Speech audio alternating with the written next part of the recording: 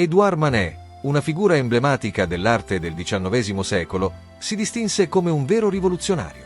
Pur essendo spesso associato agli impressionisti, mantenne una certa distanza dai loro raduni collettivi. Preferì invece sfidare le convenzioni artistiche nei prestigiosi salotti dell'élite culturale parigina, come i rinomati salon. Nato nel cuore pulsante di Parigi nel 1832, Manet iniziò il suo percorso artistico frequentando gli studi d'arte della città. Tuttavia, fu durante i suoi viaggi in Europa, a partire dal 1856, che la sua visione artistica si arricchì.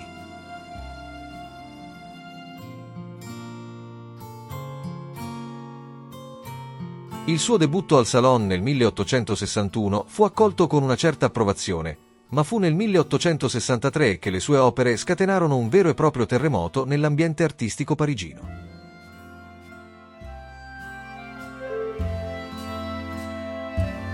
Il dipinto Colazione sull'erba scatenò un acceso dibattito. In questo quadro, infatti, siamo catapultati in una scena di vita campestre, dove 2 uomini e 2 donne sono i protagonisti.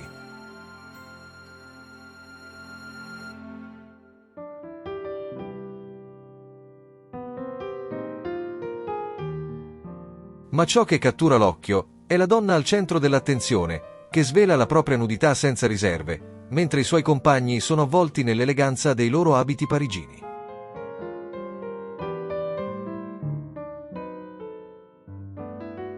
Manet, ispirato dal genio di Tiziano nel Concerto campestre del 1510, disegna una scena che ribalta le convenzioni artistiche del suo tempo. Qui, infatti, non troviamo allegorie convenzionali per giustificare la nudità, bensì 2 figure femminili, dipinte con un realismo che sconcerta. Ma non è solo il soggetto a stupire, sorprende anche la tecnica utilizzata. Il colore è steso in ampie macchie, senza ricorso al chiaroscuro tradizionale, conferendo al dipinto un'atmosfera quasi di bozzetto. Ma è proprio in questa audacia che risiede il genio di Manet, come sottolineò lo scrittore Émile Zola. Il talento del signor Manet è fatto di semplicità e di esattezza.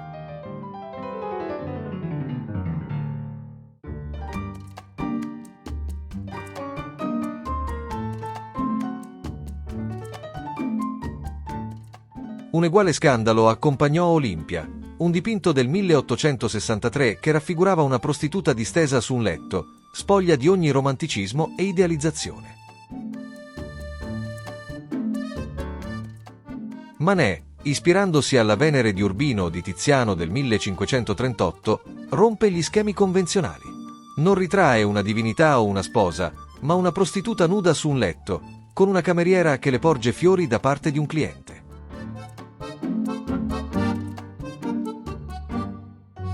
Ai piedi del letto, invece del fedele cagnolino, simbolo di fedeltà coniugale, troviamo un nervoso gatto nero. La donna ritratta è Victorine Meyer, nota modella che già aveva posato per la Colazione sull'erba. La sua figura è resa con pennellate audaci e ampie, creando un effetto di grande pienezza di colore. Tuttavia, persino il richiamo a Tiziano, come nel drappo verde di sfondo, non placò le critiche ma le acuì. Al Salon, alcuni visitatori tentarono addirittura di distruggerlo con colpi di ombrello.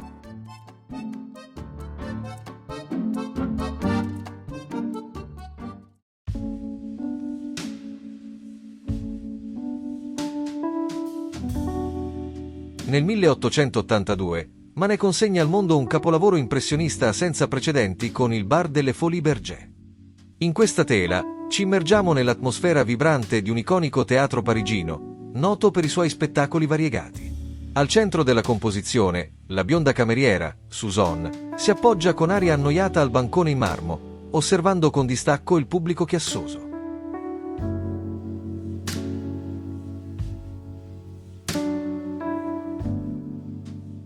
Davanti a lei, Manet dispiega una natura morta, composta da bottiglie di liquori, champagne, birra e frutta, con un calice di vetro che accoglie 2 fiori, tema prediletto dall'artista, dedicatario di numerosi suoi dipinti.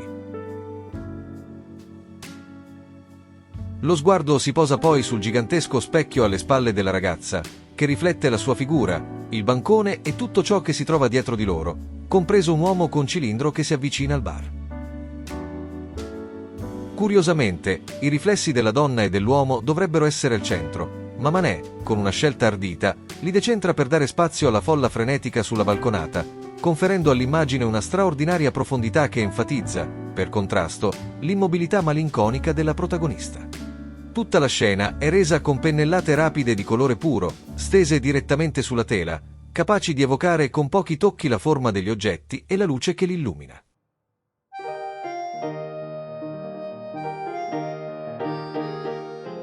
Con questa tecnica del tutto impressionista, Manet riesce a catturare l'essenza del luogo più che la sua immagine reale. Questo dipinto diventa anche il testamento spirituale di Manet, che si spegne pochi mesi dopo, nel 1883, all'età di soli 51 anni, dopo una lunga malattia.